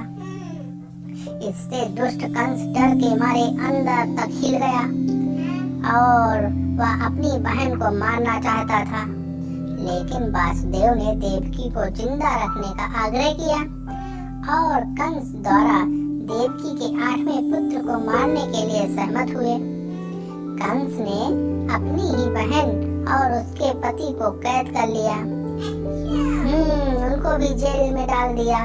दंपति की 8वीं संतान भगवान कृष्ण थे, जो कंस द्वारा उन्हें मारने के लिए किए गए सभी प्रयासों से बच गए और अंत में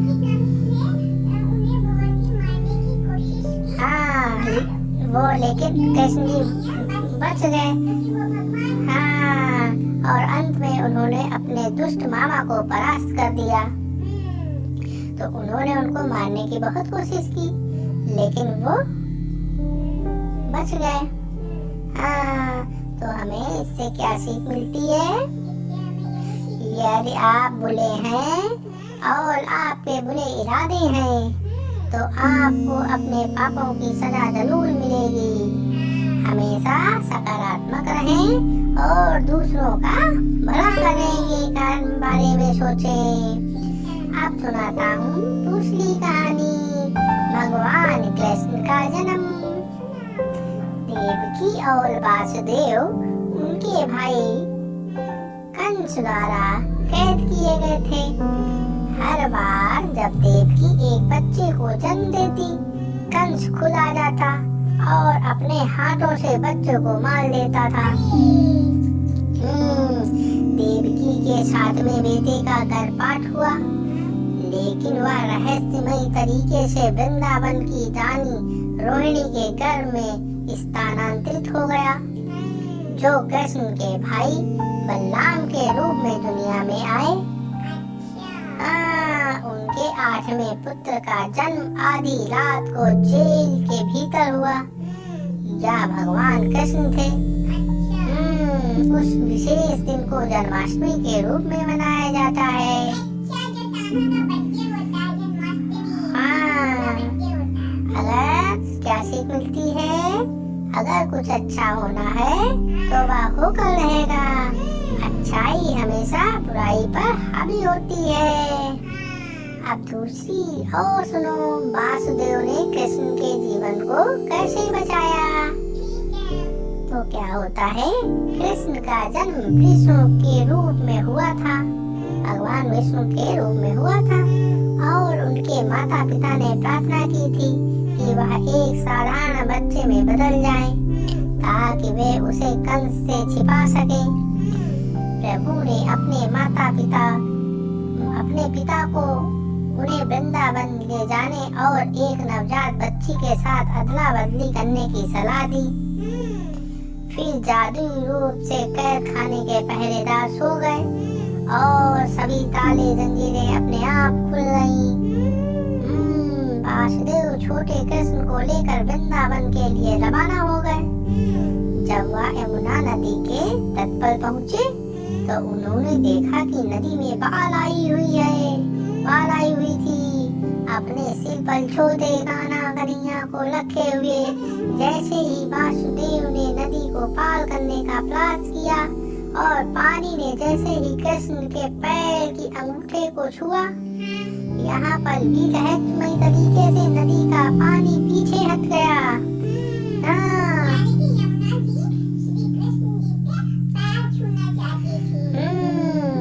फिर क्या होता है, रहस्य पीछे हट जाता है, जिससे वासुदेव अपनी यात्रा पूरी कर सके। फिर यशोदा के घर पहुँचे, बच्चों की अदला बदली की और बच्ची के साथ वापस कैद खाने में लौट आए। देवकी और वासुदेव को उम्मीद थी कि कंस लड़की को छोड़ देगा, क्योंकि भविष्यवाणी थी कि एक लड़का कंस को मारेगा, लेकिन कंस ने परवाह नहीं की। उसने बच्चे को उनके हाथों से छीन लिया और उसे एक पत्थर पर फेंक कर मार दिया। लेकिन लड़की देवी दुर्गा में बदल गई और उन्होंने कंस को बताया कि कृष्ण जीवित है और उसे उसके बुरे कर्मों के लिए उसे दंडित करेंगे। तो लड़की जो थी वो देवी माता थी। हाँ, तो हमें इससे क्या सीख मिलती है? कभी कभी शक्तियाँ खुद के नियंत्रण से परे होती हैं। यदि आपके केवल बुरे इरादे हैं तो आप कभी भी सफल नहीं होंगे। अब और सुनो कहानी, नेक्स्ट कहानी, कृष्ण और राक्षसी पूतना की कहानी। हाँ, कृष्ण और राक्षसी पूतना की कहानी सुनो। तो हाँ, सुनो मंकू। तो कृष्ण के मामा कंस उसे मारने के लिए बेताब थे, इसीलिए उन्होंने पूतना नामक एक राक्षसी को शाहकार सौंपा। राक्षसी ने एक सुंदर महिला का रूप धारण किया और उस कमरे में जा पहुंची जहां कृष्ण थे। उसने अपने स्तनों पर जहर लेपा हुआ था और कृष्ण को दूध पिलाने का अनुरोध किया। कृष्ण की माँ को उसके असली इरादों का पता नहीं था और उन्होंने पूतना को दूध पिलाने की अनुमति दे दी। फिर क्या होता है, लेकिन कृष्ण ने अपनी आंखें बंद कर ली और उस राक्षसी के जीवन को चूस लिया, जिससे उसकी मृत्यु हो गई। विष ने कृष्ण का कुछ नहीं बिगाड़ा, लेकिन कृष्ण को दूध पिलाने का अच्छा कर्म करने के कारण पूतना की आत्मा को मुक्ति मिल गई। ये था उनकी कहानी। तो क्या होता है, से सीख भी मिलती, कभी भी किसी को जानबूझकर चोट नहीं पहुंचानी चाहिए, क्योंकि इसको आपको इसके लिए भुगतना पड़ सकता है। और भगवान जी तो सब कुछ जानते हैं। हाँ, तो और फिर भगवान कृष्ण का मक्खन पसंद करना। मुझे ये पसंद है। तो भगवान कृष्ण को मक्खन खाना बहुत पसंद था। वृंदावन शहर में हर कोई उनकी शरारतों को मक्खन चुराने के प्रयासों से वाकिफ था। सभी लोग जानते थे कि कृष्ण जी मक्खन चुराने में बहुत ही माहिर हैं, इसीलिए उन्हें मक्खन चोर कहा जाता था। कृष्ण की माँ यशोदा कृष्ण से मक्खन को छुपाने के लिए इसे ऊंचाई पर बांध देती थी। एक बार जब यशोदा आसपास नहीं थी तो कृष्ण ने अपने दोस्तों को बुलाया। वो एक दूसरे के ऊपर चढ़ गए और कैसे भी वह मक्खन के बर्तन तक पहुंचने में कामयाब रहे। सभी ने मिलकर मक्खन से भरा बर्तन नीचे उतार लिया और बड़े मजे से मक्खन को मिल बांट कर खूब खाया, पूरी मटकी खाली कर डाली। फिर क्या होता है, लेकिन दुर्भाग्य से उन्हें एहसास नहीं हुआ कि यशोदा माता वापस आ गई है। कृष्ण के सभी दोस्त वापस अपने घर में भाग गए, लेकिन कृष्ण को शरारती होने के लिए फटकार भी पड़ी, डांट भी पड़ी। तो फिर क्या होता है, इससे सीख भी मिलती है, हमेशा अपने बड़ों की बात माने और कभी चोरी ना करें। और अब नेक्स्ट कहानी भगवान कृष्ण और यशोदा माता की। भगवान कृष्ण शरारती थे और उनकी माँ यशोदा उनकी शरारतों से थक चुकी थी। एक दिन उन्होंने कृष्ण की हरकतों को रोकने के लिए उन्हें बांधने का फैसला लिया। कहा, ये बहुत शैतानी करते हैं, इनको बांध देंगे रस्सी से। हाँ, तो यशोदा मैया ने उन्हें बांधने के लिए एक रस्सी लाई, लेकिन उन्हें एहसास हुआ कि रस्सी बहुत छोटी थी। वह फिर एक बड़ी रस्सी लेके आई, लेकिन वह भी छोटी पड़ गई। इसके बाद तीसरी रस्सी लाई, लेकिन वह भी कम पड़ गई। तब उन्हें एहसास हुआ कि उनका बेटा कुछ चमत्कारी है। फिर क्या, लेकिन उसके बाद भगवान कृष्ण ने अपनी माँ को उन्हें बांधने दिया ताकि वह खुश हो सके। तो इससे क्या सीख मिलती है, चमत्कार में विश्वास करें, वे हो सकते हैं। हमेशा ऐसे काम करें जिससे आप अपने माता पिता को खुश कर सकें। वो रस्सी छोटी कर देते थे।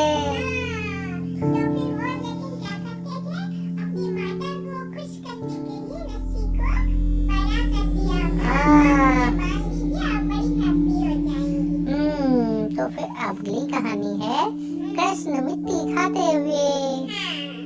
एक दिन कृष्ण और उनके बड़े भाई बलराम बगीचे में फल और जामुन इकट्ठा कर रहे थे। क्योंकि कृष्ण अभी भी छोटे बच्चे थे, वह पैरों तक नहीं पहुंच सकते थे, इसलिए उन्होंने जमीन से मिट्टी उठाई और अपने मुंह में भर ली। दूसरों बच्चों ने भी यह देखा और उनकी माँ से शिकायत की। यशोदा मैया उनके पास दौड़ी और उन्हें कृष्ण से पूछा कि या तो उन्होंने मिट्टी कैसे खाई, क्यों खाई। उन्होंने ना का इशारा किया, नहीं ऐसे किया, ना करते हुए सिर हिला दिया कि मिट्टी नहीं खाई, मैंने नहीं खाई। तो फिर क्या हुआ? यशोदा ने कृष्ण से मुंह खोलने के लिए कहा, लेकिन वह इतना डर गए थे कि उन्होंने मुंह खोलने से इनकार कर दिया। लेकिन जब उनकी माँ ने उनकी ओर गुस्से से देखा तो उन्होंने अपना मुंह खोल लिया। हाँ, जब यशोदा ने मुंह के अंदर देखा तो मिट्टी के बजाय उन्हें पूरा ब्रह्मांड कृष्ण के मुंह के अंदर दिखाई दिया। क्योंकि वो भगवान थे। हाँ, वो भगवान है, इसलिए उनको सब दिखने लगा। सितारे, आसमान, पहाड़, महासागर, सब कुछ वह आश्चर्यचकित हो गई और कृष्ण मुस्कुराते रहे। तब यशोदा को एहसास हुआ कि वह कोई साधारण बालक नहीं है, बल्कि स्वयं भगवान है। हाँ, तो हमें इससे क्या सीख मिलती है? हमेशा अपनी माँ की बात माने और कभी झूठ ना बोले। अब आगे बढ़ती है कहानी, सुनाता हूँ कृष्ण और कालिया की कहानी। एक दिन जब कृष्ण और उनके दोस्त यमुना नदी के किनारे खेल रहे थे, तब उनकी गेंद नदी में गिर गई, जहाँ पर 110 सिर वाले नाग कालिया राज करते थे और अपने परिवार के साथ रहते थे। कृष्ण ने गेंद को पुनः प्राप्त करने के लिए गोता लगाया, यानी नदी में कूद गए, लेकिन कालिया ने अपने जहर से पानी को नीला बनाना शुरू कर दिया। कृष्ण ने उसका सामना किया और उसे पानी को जहरीला न करने के लिए कहा, लेकिन कालिया ने मना कर दिया। तब कृष्ण ने उससे लड़े और उतने बड़े नाग को पराजित कर उनके सिर पर चढ़कर नृत्य करने लगे। उन्होंने सर्प को नदी छोड़ने और कभी वापस न आने का आदेश दे दिया। समझे?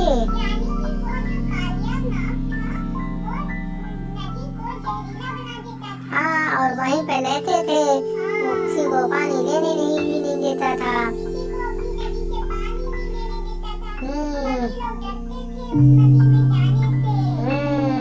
तो उन्होंने उसको सबक सिखाया। तो हमें इससे क्या सीख मिलती है? युद्ध की तुलना में शांति एक बेहतर उपाय है। अब एक और कहानी आगे है कृष्ण जी की, भगवान कंस और अरिष्टासुर की कहानी। एक दिन वृंदावन में एक विशाल बैल आया और उसने लोगों पर हमला करना शुरू कर दिया। बैल, हाँ, किसी को नहीं पता था कि वह कहाँ से आया था और हर कोई अपनी जान बचाने के लिए इधर उधर दौड़ने लगा। वे फिर कृष्ण से मदद मांगने आए सभी लोग। जब कृष्ण बैल के आमने सामने आए तो उन्हें समझ आया कि यह वास्तव में एक राक्षस है, लेकिन कृष्ण शक्तिशाली होने के कारण बैल से निपटने और उसके सींगों में छेद करने में कामयाब रहे। जब लड़ाई समाप्त हो गई तो दानव ने बैल के शरीर को छोड़ दिया और प्रभु के सामने झुक गया। उसने बताया कि वह भगवान बृहस्पति का शिष्य था और उसे राक्षस बैल बनने का शाप दिया गया था, क्योंकि वह अपने शिक्षक का सम्मान नहीं करता था। तो इससे हमें क्या सीख मिलती है? अपने बुजुर्गों और शिक्षकों की अवज्ञा कभी ना करें। कभी ना करें, उनके सम्मान करें। उनकी आज्ञा का पालन करें, हाँ उनकी बात माने। हाँ। तो अब और सुनाता हूँ तुम्हें कृष्ण और केसी की कहानी।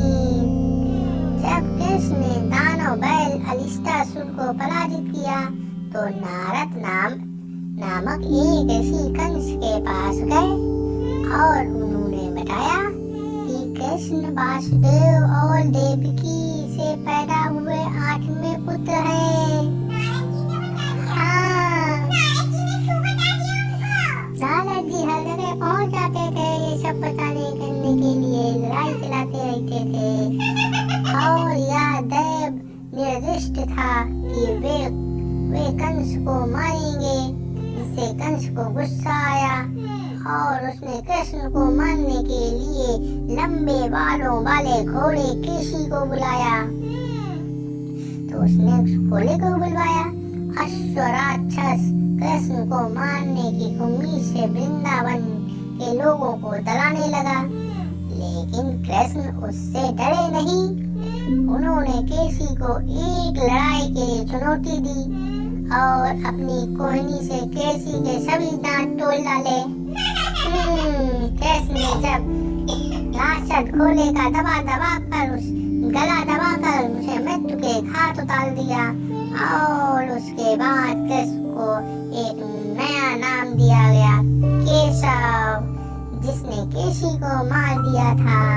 तो हमें इससे क्या सीख मिलती है कि डरो मत और डटे रहो।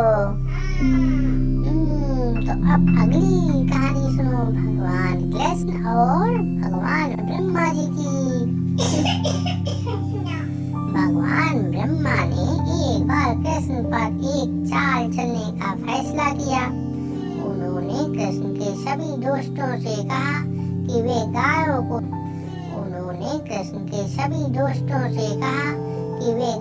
को ले जाएं और एक गुफा के अंदर छिप जाएं।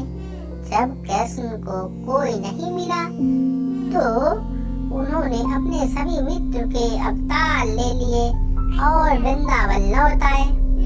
घबराकर और परेशान होकर भगवान ब्रह्मा जब वृंदावन आए तो कृष्ण को सभी के रूप में देखकर उन्होंने महसूस किया कि उन्हें कृष्ण की परीक्षा नहीं लेनी चाहिए थी, क्योंकि वो कुछ भी कर सकते हैं।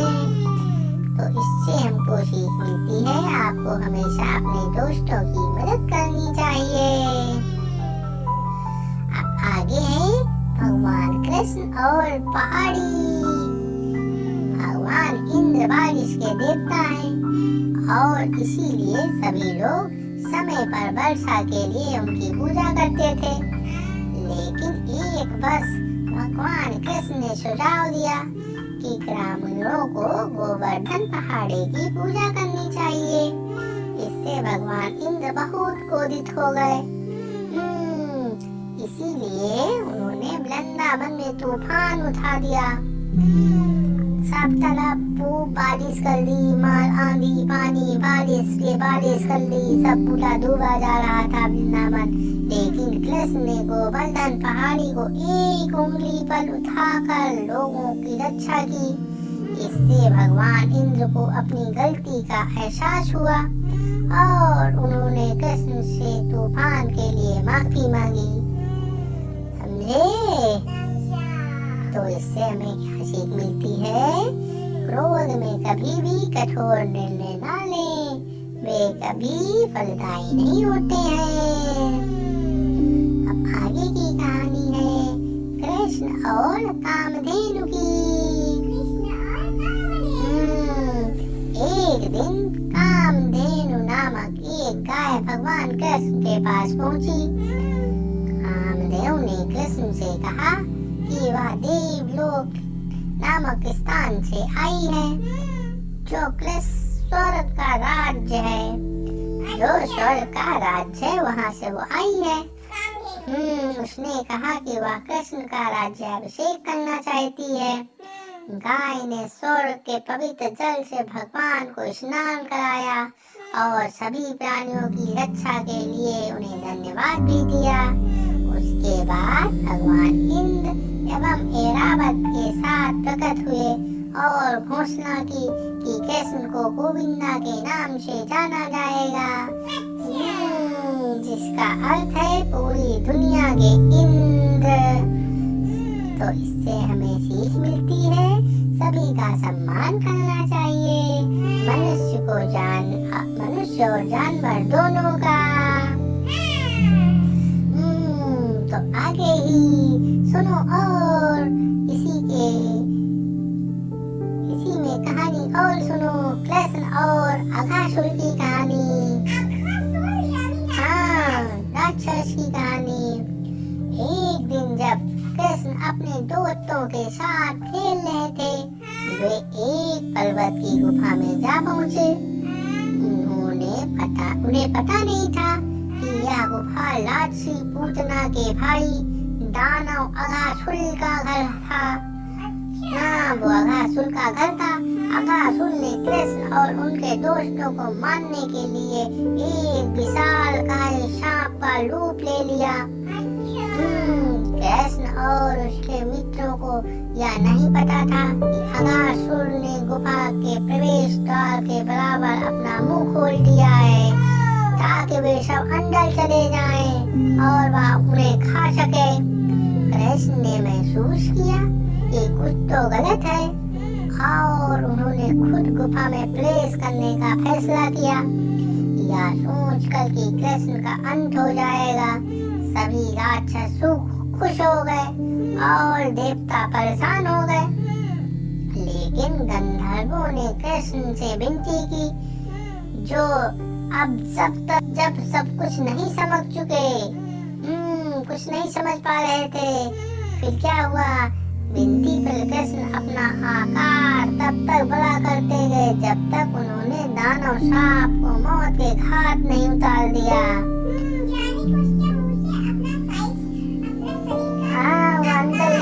उन्होंने और बड़े होते गए, उनका जितना मुंह बड़ा था उससे भी बड़े होते गए और वो निपट गए। वे न्याय पसंद व्यक्ति थे और उन्होंने दानव की आत्मा को मुक्त कर दिया।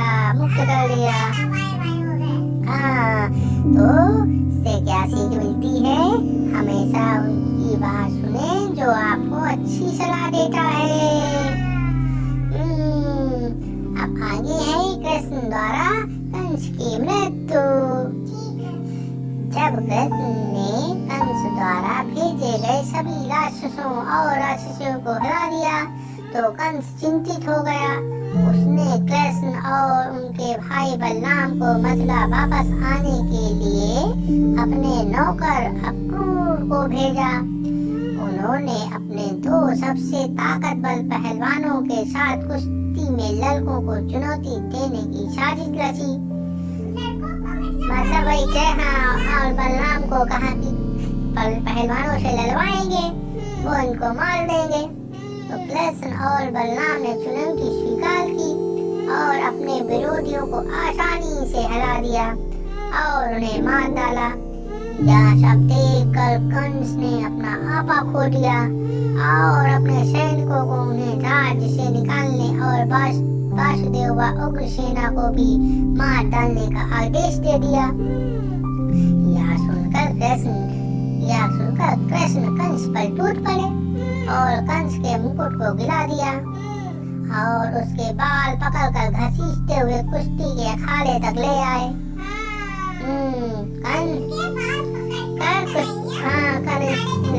कंस यह साबित करने के लिए बैठा था कि वह एक बेहतर सेनानी है।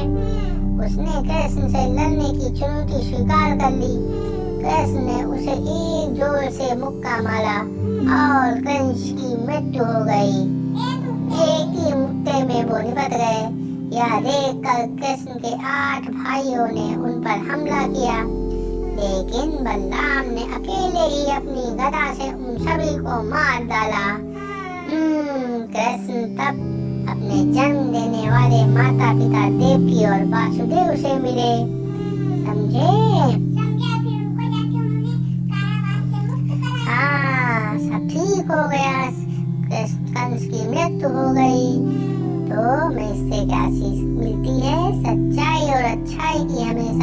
इंटरेस्ट होती है। ऐसी नई कहानियाँ बच्चों को बहुत अनमोल बातें सिखाने के लिए ज्ञान का भंडार है।